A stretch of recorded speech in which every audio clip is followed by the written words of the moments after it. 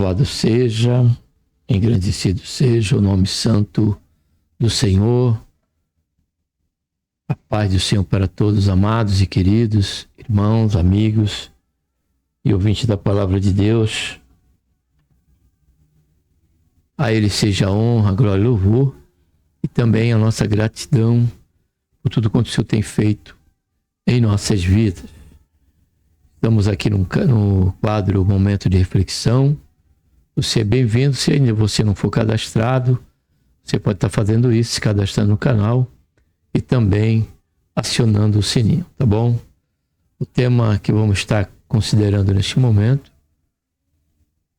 tema pertinente a todos nós, tem como título Um Coração Enganoso. Para tanto, vamos estar orando, primeiramente. Deixa eu sair de novo. Pai, em nome do Senhor Jesus, coloca o Senhor na tua santa presença, pedimos perdão, Senhor, dos nossos pecados, queremos chegar de sempre tão grande salvação. Pelo nosso nome, Senhor, está escrito no livro da vida. E pela esperança que temos de que em qualquer momento o Senhor nos vir nos buscar, teu povo, Senhor, a tua igreja. Abençoa, Pai, esse momento que estaremos aqui refletindo sobre essa realidade em nossas vidas, onde o Senhor mesmo diz que precisamos guardar, Senhor, o nosso coração, pois dele procede a saída da vida. E também pelo fato da própria advertência que o Senhor nos dá, nos deixa na tua palavra, no que diz respeito à natureza do nosso coração. A tua palavra diz que o nosso coração é enganoso e mais perverso do que todas as coisas. Logo, Senhor, carecemos, Senhor, de Ti em todo tempo, em todo momento, para nos ajudar, Senhor, a estarmos administrando esta fonte, Senhor, da nossa vida, que está, Senhor, no nosso coração. Faz isso, ó Pai, é o que eu te peço, eu te agradeço por tudo em nome do Senhor Jesus.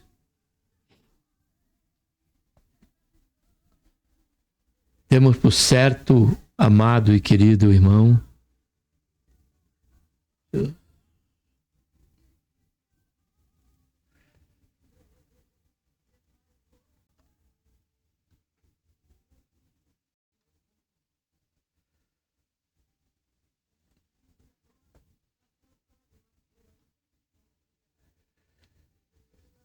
somos cientes, amados e queridos irmãos, pela palavra de Deus, quanto às advertências que ela nos faz no que diz respeito ao nosso próprio coração, Quando ela diz que nosso coração é enganoso, mais perverso que todas as coisas, quando ela nos orienta a guardar nosso coração, e até mesmo quando diz respeito à salvação, ele diz aquele que crê no seu coração. Não, confessar com a sua boca, crer no seu coração e confessar com a sua boca que o Senhor Jesus ressuscitou dentre os mortos, será salvo. Então observamos que a fonte da nossa vida, no nosso dia a dia, ele se reside em o nosso coração. Haja vista que também a Bíblia nos diz, de tudo que devemos guardar, nós devemos guardar o nosso coração, pois dele procede as saídas da vida. Para tanto, vamos estar lendo aqui o que o nosso coração pode nos levar dentro, como exemplo aqui, é lógico, tem outros no texto bíblico. Eu vou deixar aqui a Bíblia aberta para você, mas vou estar lendo aqui na King James e na nossa Bíblia aqui. Vou começar por ela e depois King James. E disseste, eu serei senhora para sempre, de sorte que até agora não tomaste a peito estas coisas, nem te lembraste do fim dela. Nem te lembraste do fim dela. Desce e a 7, Certamente dizias, eis que por todo sempre hei de continuar a ser grande senhora. Todavia não ponderaste tais palavras no teu coração. Não refletiste sobre as consequências futuras desta tua atitude. Por isso que eu gosto da King James, que ela tem uma tradução mais, pelo menos, da ideia, mais esclarecedora, né?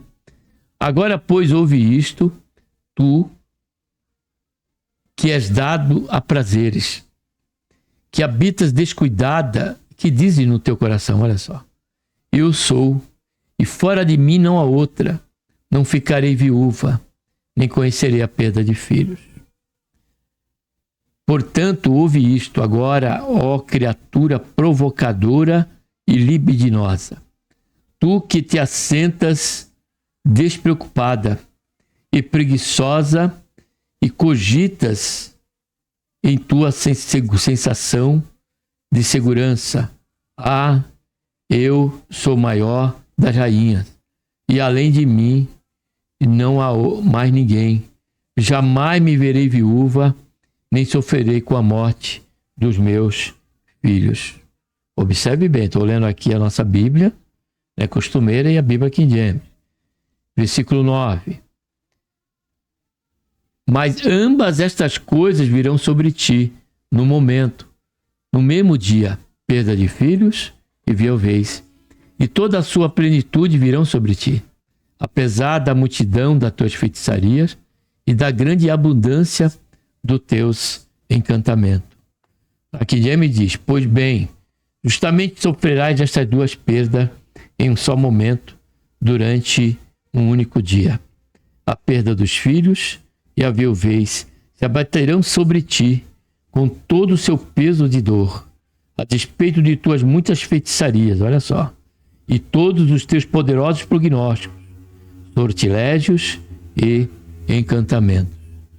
Porque confiaste na tua maldade e disseste, olha só, ninguém me vê, a tua sabedoria e o teu conhecimento, essas coisas te perverteram, e disseste no teu coração, eu sou, fora de mim não há outra.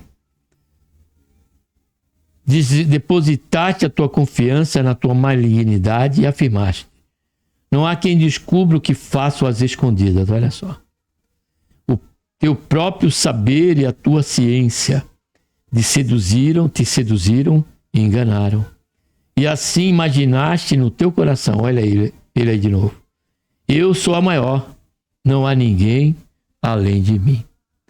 Pelo que sobre ti, diz Deus, virá o mal de que por encantamentos não saberás livrar-te, e tal destruição cairá sobre ti, que não a poderás afastar. E virá sobre ti de repente tão tempestuosa desolação, que não a poderás conhecer. A desgraça, pois, te buscará e te alcançará, e não saberás como esconjurá-la. Eis que cairá sobre ti um mal do qual não poderás livrar-te, mediante qualquer pagamento de resgate, uma catástrofe que não te será possível antever, desabará sobre a tua cabeça. Penúltimo versículo, deixa-te estar com teus encantamentos e com a multidão das tuas feitiçarias, em que te has fadigado desde a tua mocidade, e ver se podes tirar proveito, ou se porventura podes inspirar terror. Persististe, pois, com tuas palavras mágicas de encantamento, e na multidão dos teus sortilégios e feitiçarias, com as quais te fadigaste desde a tua infância. Será que conseguirás tirar de todos eles um mínimo proveito que seja? Talvez provocar ou inspirar algum pavor em alguém? E por último, cansaste-te na multidão dos teus conselhos. Levanta-se, pois agora, e te salvem os astrólogos, que contemplam os astros, e os que, nas luas novas, prognosticam o que há de vir sobre ti. Aqui Demis diz, ora, todos os conselhos que recebeste só serviram para te deixar exausta. Solicita a presença dos teus astrólogos, aqueles contempladores de estrelas, que costumam alardear seus presságios de mês a mês. Que eles te salvem da sina, Fala do futuro, né? Sina significa futuro. Que já se encaminha sobre ti. Diante, amados e queridos irmãos, amigos e ouvintes da palavra de Deus, diante dessa leitura, percebemos claramente que o rei de Babilônia estava totalmente vendido ao seu coração no estado comum à inclinação do pecado. Ele estava sobre o efeito e sobre a naturalidade do seu coração doentio, porque é assim que é o estado do nosso coração, a parte da graça de Deus, alienado de Deus, alienado da salvação. Ele é um coração que tendenciosamente, ele é malicioso, perverso e enganoso. É justamente por conta desse estado em que ele se encontrava, Nabucodonosor, e devido ao domínio que ele tinha naquele contexto mundial, de dominar o mundo, as nações. Porém, ele mesmo, o Senhor, usando de misericórdia, mostrou o sonho para ele, que ainda que ele fosse ali a cabeça de ouro, que era a estátua que ele teve o sonho, e Daniel revelou, ainda assim, uma nação menor do que a dele iria tomar esse domínio mundial, que estaria tendo a sua continuação ainda através de mais 3 reinos, antes de vir a bem-aventurança de nosso Senhor e Salvador Jesus Cristo, representada ali naquele sonho pela pedra que foi contra, que saiu da rocha, que foi contra aquela estátua, despedaçando, né, aquele monumento ali, que trazia a analogia profética, né, do governo de Deus, dos passos de governo de Deus, em que aconteceria. Então, logo, diante dessa experiência que Deus proporcionou em misericórdia para Nabucodonosor, era justamente para ele considerar, para ele se voltar para Deus, porque Daniel revelou um sonho que nem mesmo ele se lembrava, deixando em todos os aspectos claro para Nabucodonosor que ali tinha sido um ato de Deus, que não estava em Daniel essa condição, essa ciência ou esse poder de prescrutar algo que estava no oculto. Somente ele, Deus, que é onipresente, onipotente e também onisciente. Porém, o que nos diz a Escritura é justamente, frente à biografia deste rei, foi justamente que ele se deixou, não poucas vezes, ser vendido pelo seu próprio coração enganoso. E aqui eu trago 3 esferas, né? Porque a Bíblia revela o nosso coração como coração enganoso. Primeiro aspecto é que por cogitar uma falsa segurança. Então, o nosso coração, ele é tendencioso a nos levar a gerar em nós uma confiança, uma falsa confiança, uma falsa segurança. Uma falsa segurança em nossa própria sabedoria. Por isso que o provérbio diz que nós não venhamos a apoiar na nossa própria sabedoria, mas que venhamos a confiar unicamente no Senhor.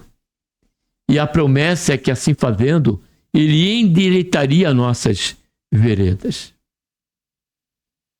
E achamos que podemos. Esse princípio da falsa segurança se dá, em primeiro lugar, em nós mesmos, em acharmos que somos o bambambam.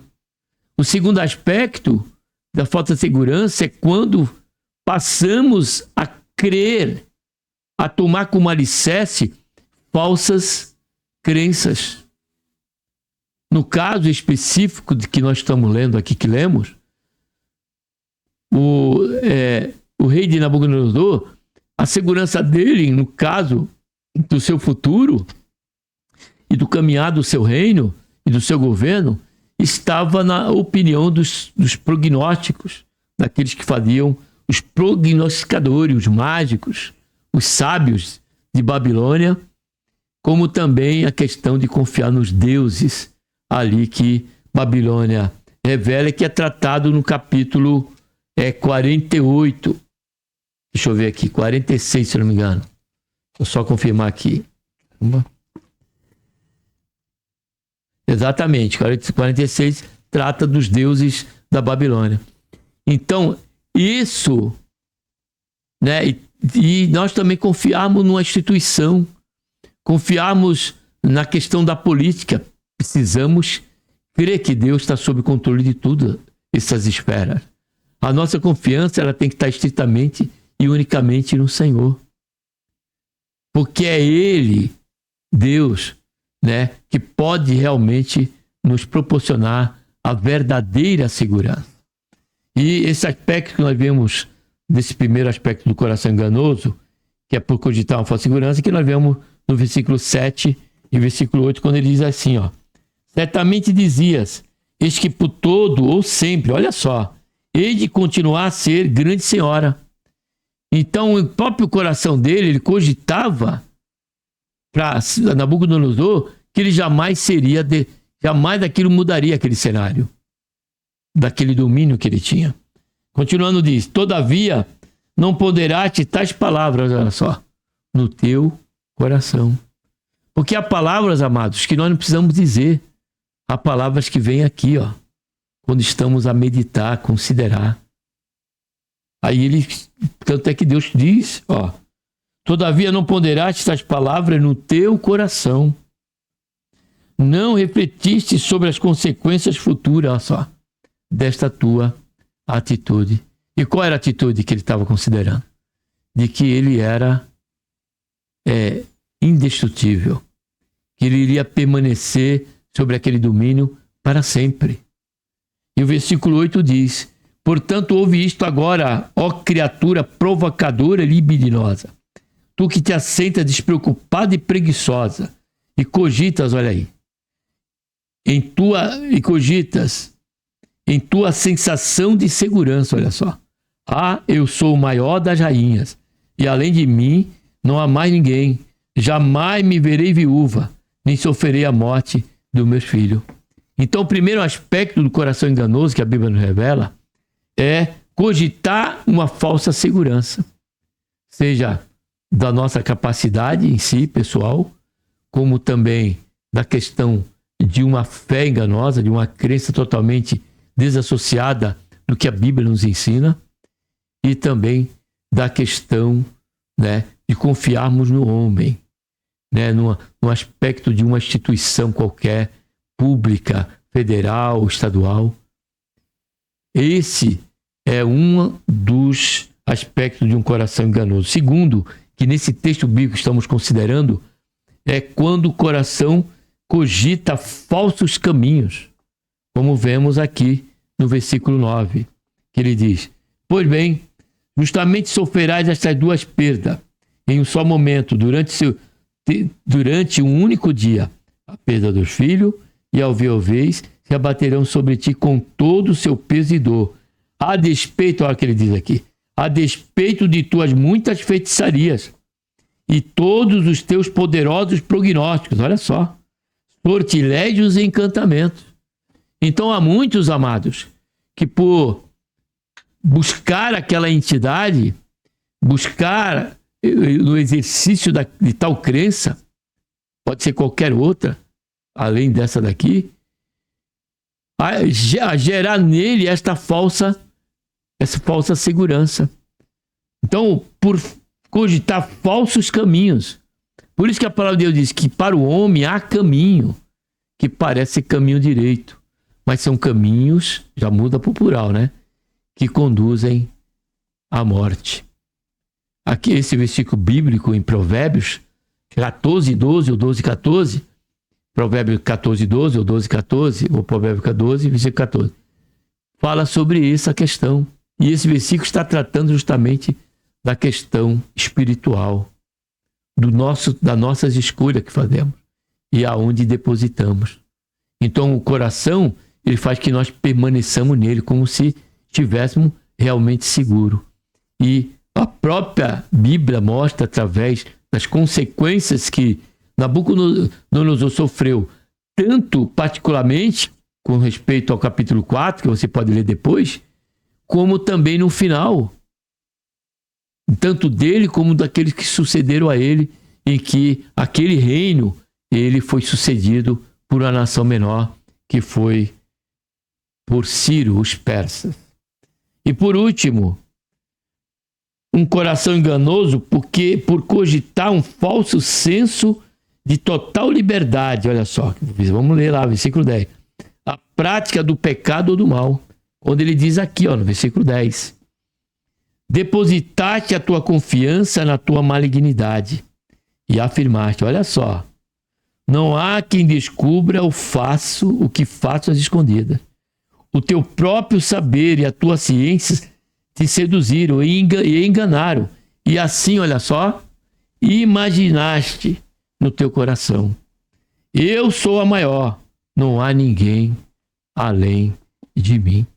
Então observe que dentro desses 3 pontos, nós trouxemos aí as características em que a Bíblia nos apresenta, nos mostrando por que o Senhor disse através de Jeremias: enganoso é o coração. Está aqui dentro desse texto, e baseado nesta situação de Nabucodonosor, porque quando ele fala rainha, ele está se tratando no termo feminino aqui, da Babilônia. É como o Senhor trata muitas vezes Israel como senhora, e nós, como igreja, somos tratados como a noiva do Cordeiro. E o coração dele fez com que ele tivesse total desafio. Ele estava desenfreado com respeito à sua atitude. Tanto a malícia, como a todo e qualquer engano ao mal. E assim muitos permanecem sobre esse engano. O coração coloca essa algema de que Deus não tem ninguém vendo, Deus não está vendo.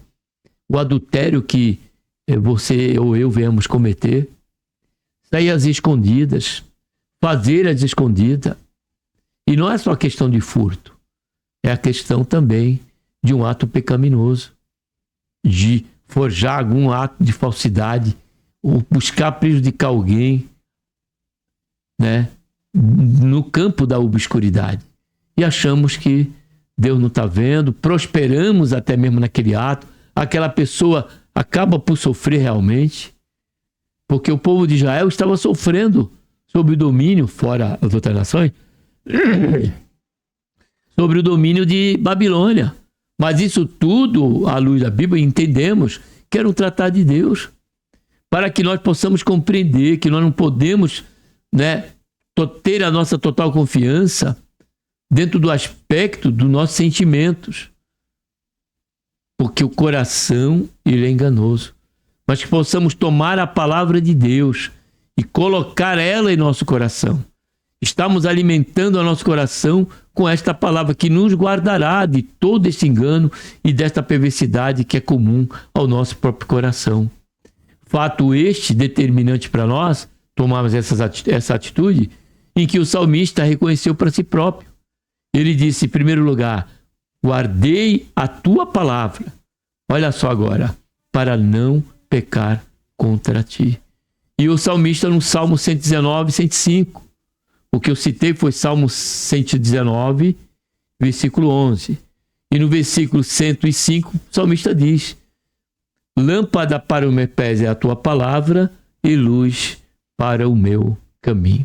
Então, somente ao entregarmos a nossa vida ao Senhor Jesus, que Ele diz, eu sou o caminho, a verdade e a vida. Então, a partir dessa entrega nossa pela fé, e ter o Senhor Jesus como nosso único e suficiente Salvador e Senhor da nossa vida, nós, a partir da prática e do exercício do nosso devocional, das Escrituras, por certo, estaremos tratando esse coração.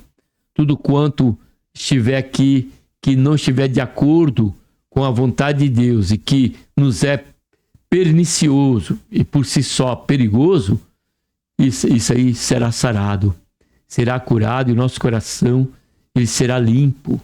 e a presença do Santo Espírito do Senhor, aí sim passaremos a ter a única confiança, total, aliás, confiança unicamente em Deus. Jamais nosso coração ele há de cogitar uma falsa segurança, nos levar a um falso caminho e muito menos uma liberdade desenfreada. Mas compreenderemos pela palavra de Deus e sujeito ao poder transformador de Deus, né, a compreender que o caminho, ele é Jesus. E que a palavra do Senhor, ela é a única que pode nos conduzir nesse caminho. Amém? Que Deus, por intermédio de Cristo Jesus, nos abençoe e vamos estar orando.